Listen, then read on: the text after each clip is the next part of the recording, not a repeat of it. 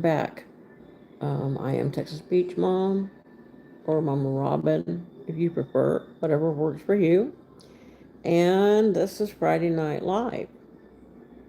So here we go. We have been talking about the Lady Bird Lake deaths here in Texas. We've talked about it a lot on this channel during live streams. And then last week I decided to do a peek into the Chicago area drowning, so we covered that. And tonight we're going to go into the drownings in Pennsylvania. So give me a second and we will get started with that. Alrighty.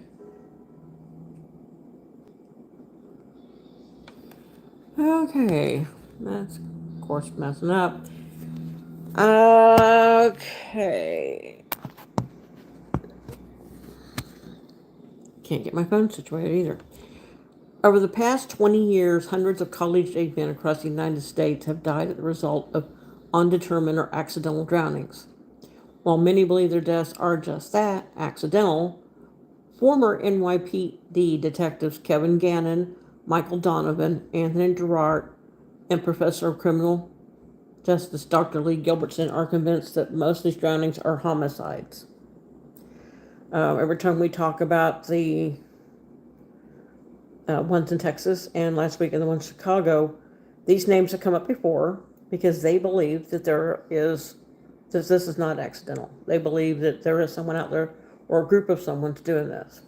So, in the majority of cases, the victims were successful students and athletes who disappeared after a night out drinking with friends, and they were ultimately found dead in the body of water. At some of these sites where the victims' bodies were found, smiley face graffiti has been left behind. Now, it's important to mention that not every time is graffiti, but at a good chunk of them. The thing that they all have in common, though, is the age of the victims, the gender of the victims, the way the victims look, their athletic build, 25 years old, whatever. So yeah, there is a connect, in my opinion. There's a connect on all of them. Local police theorized these men simply got drunk, fell into the water, and drowned. But Gannon, Donovan, Durante, and Gilbertson investigated their deaths as work of an organized group of serial killers dubbed the Smiley Face Killers. The team believes killers are highly sophisticated and communicate with each other on the dark web. So, and I believe that too. Because there's just too many coincidences. Like, there's just too many things that match up. If you go from Texas to Chicago to other areas, you're going to find as we keep going over this, there's more and more people that I lost my whole train of thought. I'm sorry. There's more and more people that match, like more and more victims that match. They match up with each other. Let's see me. More than a dozen of these cases have been outlined in the Gannon Gilbertson book, Case Studies in Drowning Forensics. But there are 6 deaths in particular that stand out as potential smiley face murders. Now, that don't mean these people are. They haven't even been able to prove that they're murders. It also doesn't mean that they're not. And like I said, just because there's not a smiley face at every single one does not mean that they're not connected in some form, because there's too many people that have the same look and the same gender and this and that and the other that are getting killed. So let's just cover the 6 that they're talking about here. That's the ones that they're almost positive are part of it. So first there's Dakota James. Dakota James was 23 years old when he went missing in Pittsburgh, Pennsylvania. On January 25th, 2017, around 11:30 p.m., James was walking back to his apartment after a night of drinking with friends.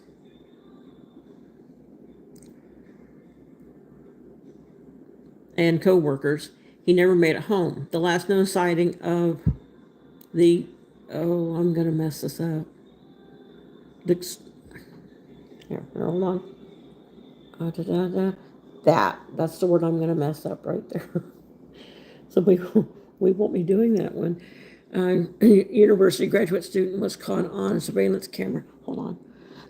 Was caught on surveillance camera in the downtown area. The footage captured James entering a dark alley, and that was the last time he was seen alive. The following morning, James did not show up for work. His boss informed his family, who filed a missing persons report 72 hours later. James' parents later hired a private investigator who organized a massive citywide search, which led to the discovery of James' body in the Ohio River on March 6, 2017, 40 days after he had disappeared. The Pittsburgh police theorized James fell into the river while crossing the bridge near the city center and drowned. They believed his body traveled for almost 10 miles and went through a dam before its discovery. See, I don't, there's too many police just playing this off. Oh, he drowned and he was drunk, he fell in and he drowned. And, yeah, there's nothing to see here. Whatever. James' body had almost no visible damage. Almost no visible damage. Was highly suspicious, and it had traveled through heavily trafficked water. The smiley face spray paint on the underpants was found there where James' body was found. Now, here's the thing. It could have, the spray painted smiley face could have been there before, like it's graffiti. It could have been there before, could have been there that night. I don't know. That's another something that crosses my mind as to why there might be graffiti at some of these and not graffiti at others, because when people are out spraying graffiti on bridges and shit, one of the most common things for people to do is a simple smiley face. To me, that might explain why there is graffiti by some bodies and not graffiti by others, and yet have them all be connected.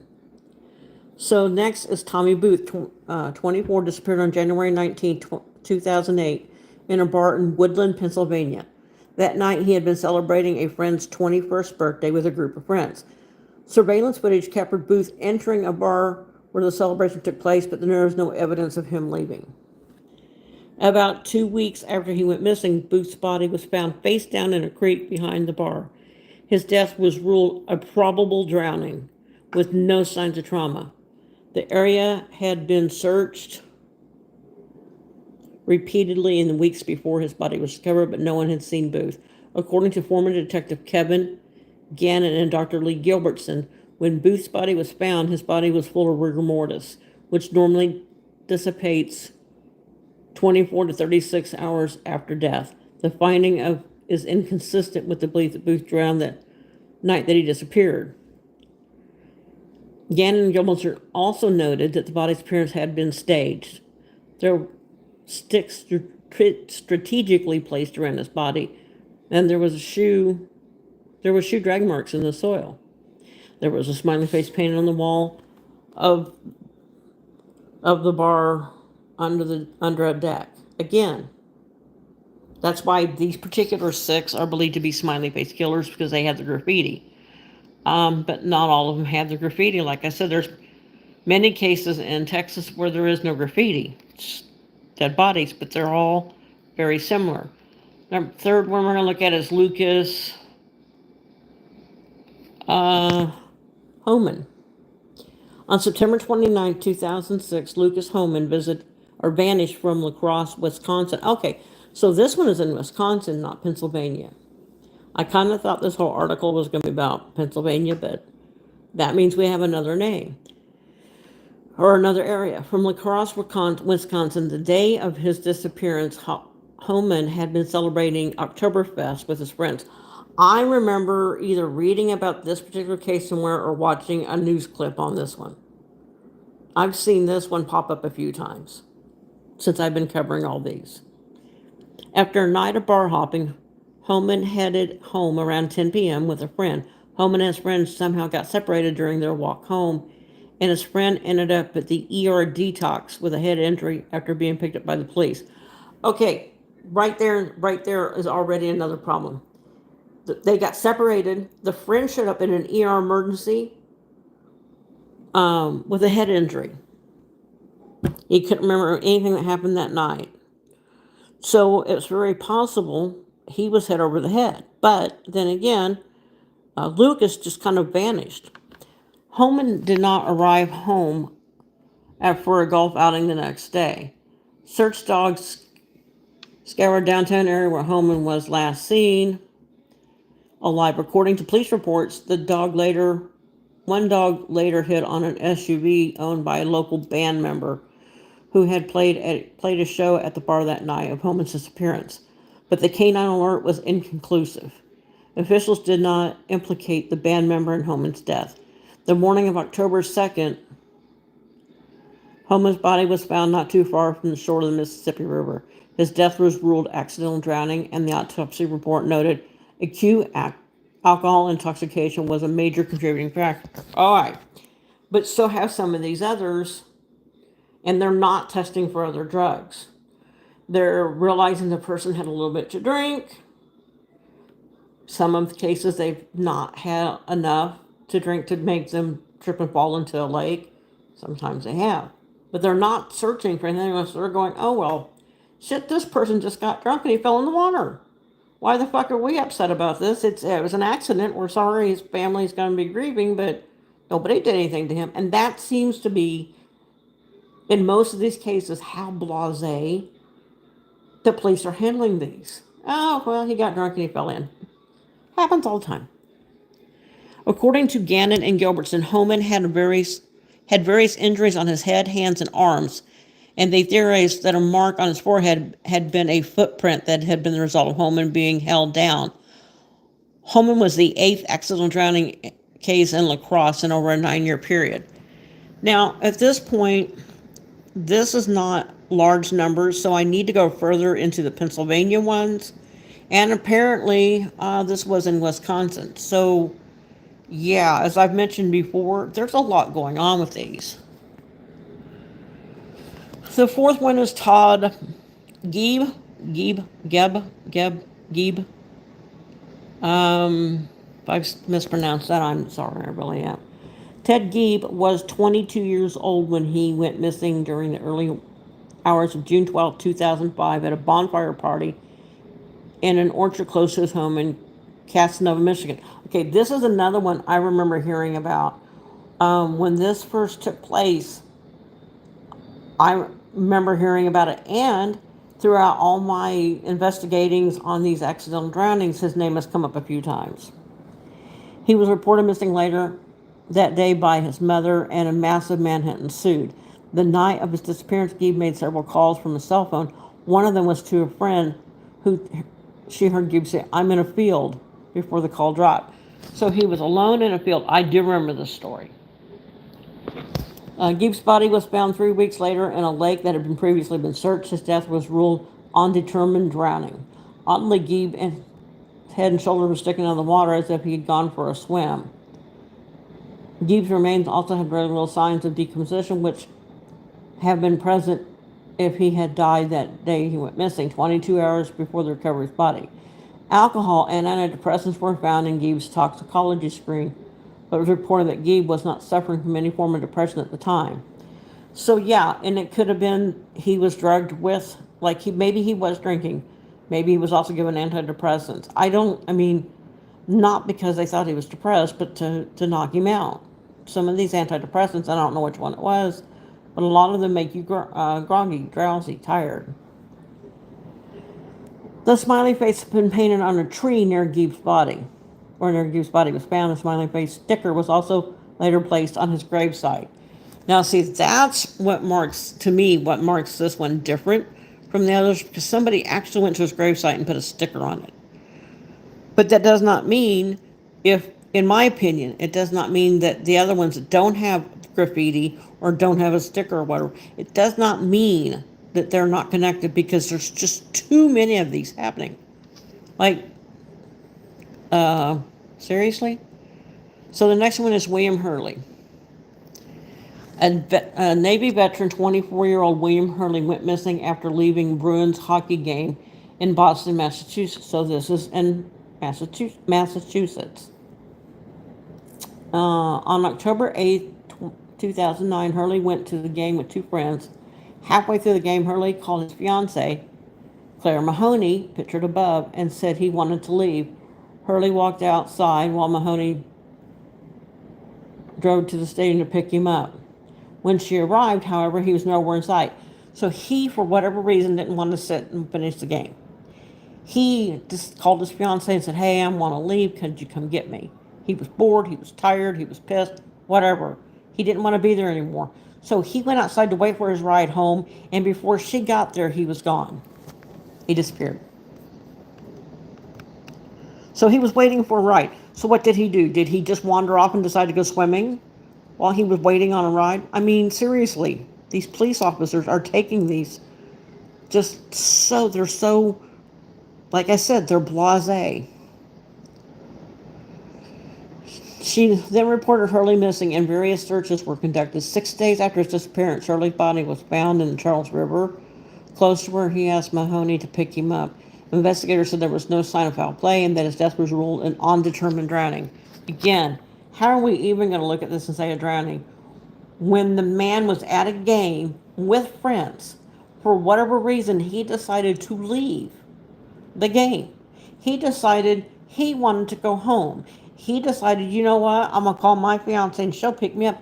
And she tried to, but when she got there, he was gone.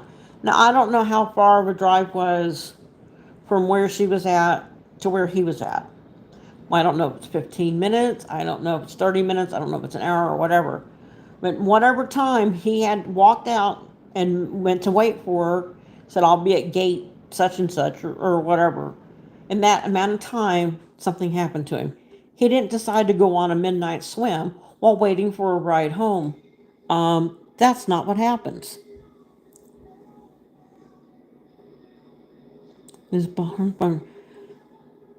She reported Hurley missing. Searches were conducted 6 days after his disappearance. Hurley's body was found in the Charles River, close to where he asked Mahoney to pick him up. Investigators said there was no sign of foul play. Okay, I said all that. Hurley's mother received a copy of the autopsy report and allowed a physician to analyze the report. She found that her son had reportedly suffered blunt force trauma to the head, his eye socket, and behind his left leg. GHB was also found in the system along with alcohol. I don't know what GHB is. I have no idea. Why don't we find out real quick? Just bear with me. We'll just find out real quick. Now I want to know. GHB.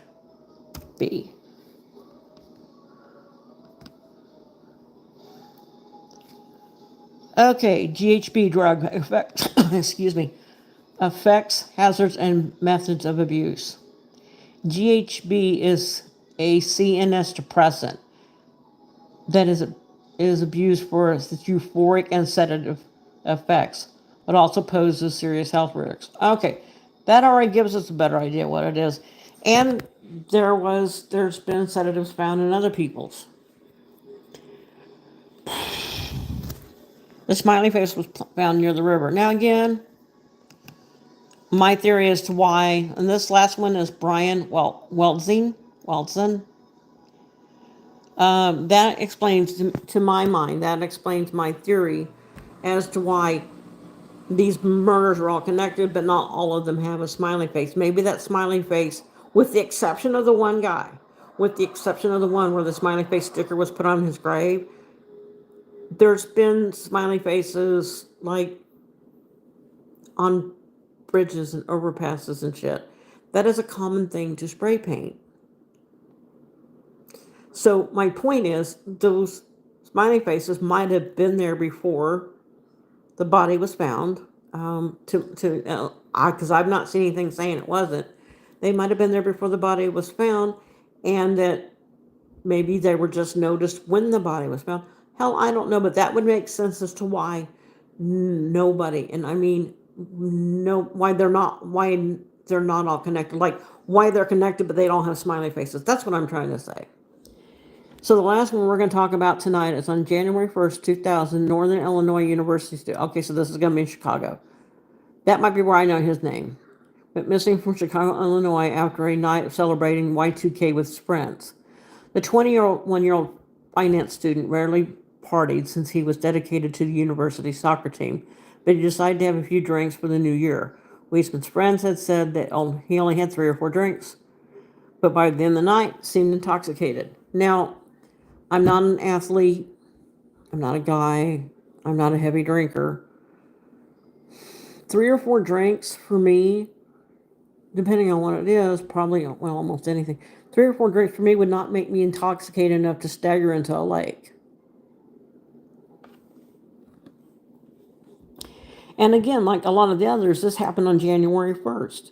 So it was whatever lake he was at, wherever the hell he was at, the temperature of the water would have been too cold to say, you know what? I think I'm going to go for a midnight swim. No, bullshit. Welsing told his friends he wanted to call it a night and go back to the hotel where they were staying. One of Welsing's friends, Nick Young, stayed behind.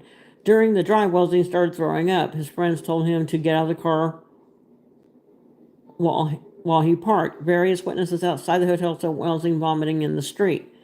Okay, but again, it was only 3 or 4 drinks, so either he was an incredibly light drinker or there was something else in it besides alcohol. His friends told him to various witnesses. Okay. His friends went to their room and never saw Welsing again. When Young came back to the hotel at 4 a.m., he realized Welsing was not in their room. He searched the area outside the hotel, could not find him, and reported him missing around 1 p.m. that afternoon. So at 4 a.m. that morning, when one of his friends came back and realized he was missing, they looked for him, and then when they couldn't find him, they reported him missing.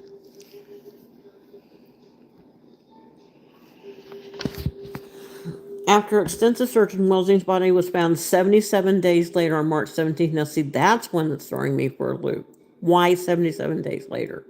It had been washed ashore on the beach in Gary, Indiana, 30 miles from Chicago, 30 miles south of Chicago. Police said there was no signs of foul play and that his death was ruled undetermined drowning.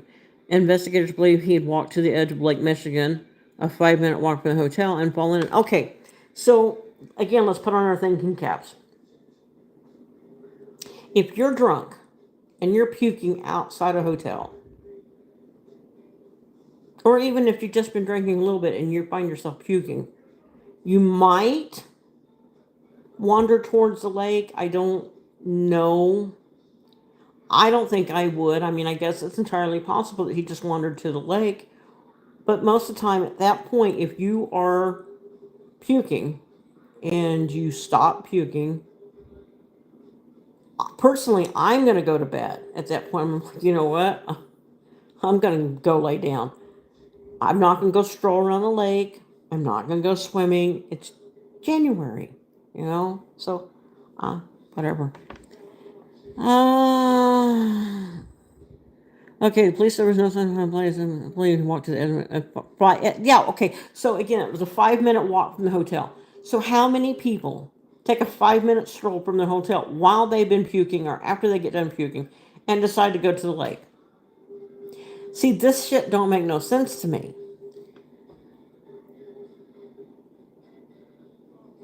His blood alcohol concentration was only 0.08%. So basically, hardly nothing. Yet he was sick. He was throwing up. So it could have been a number of things. It could have been the alcohol. It could have been something in his drink. It could have been something he ate. If he ate, maybe something there he ate made him sick. It could have been a number of things, but I don't buy this. Now, the police have not said if a smiley face was present near the death site. So here we have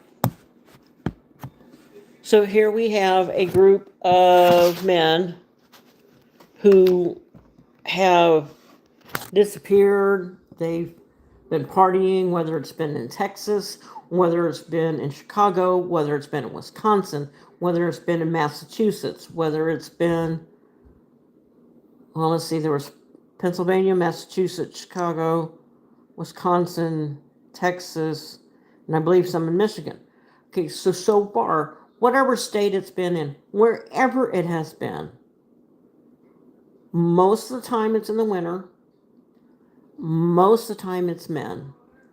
Most of the time it's men that either are Hispanic or potentially look Hispanic. Most of them are college students. Most of them are athletic.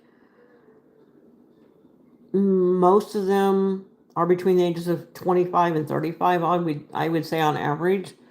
A few of them had a smiley face by the thing, but all the deaths seem connected more. They're going out, they're hanging out with friends, they're getting drunk, or not necessarily getting drunk, having a few drinks. Like that one kid we talked about a couple weeks ago, he literally only had one drink. One drink.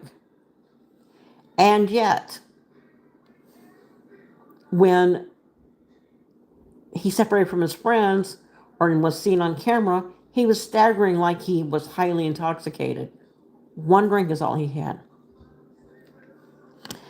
And the people that do believe that it's a serial killer or a group of, they believe that they're very well organized. They're communicating on the dark web, and they think it's different groups in different states, like they're all connected. Like there's a group of them in Texas, a group of them in Wisconsin, a group of them in Chicago and Illinois, a group of them, so forth and so on. They believe it's a well organized machine, so to speak.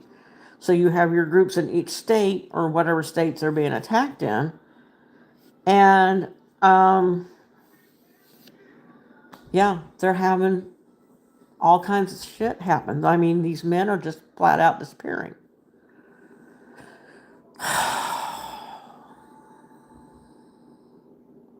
I don't know, man. This is a lot. This really is a lot. If you think about it, if you think about the amount of people in every area, now that's only six for tonight, and they were kind of scattered all over. I was looking for specifically for Pennsylvania, Wisconsin, or Michigan, and I didn't find a lot on them yet, but I'm going to keep looking because this is important to me. There's a ton I can find about Texas now. I think the total number over the last 2.5 years, almost 3 years now, was 18. That's a lot. And I guess there's a lot that connects them. Yeah, some of them have a smiling face and the rest of them don't. That don't mean they're not connected.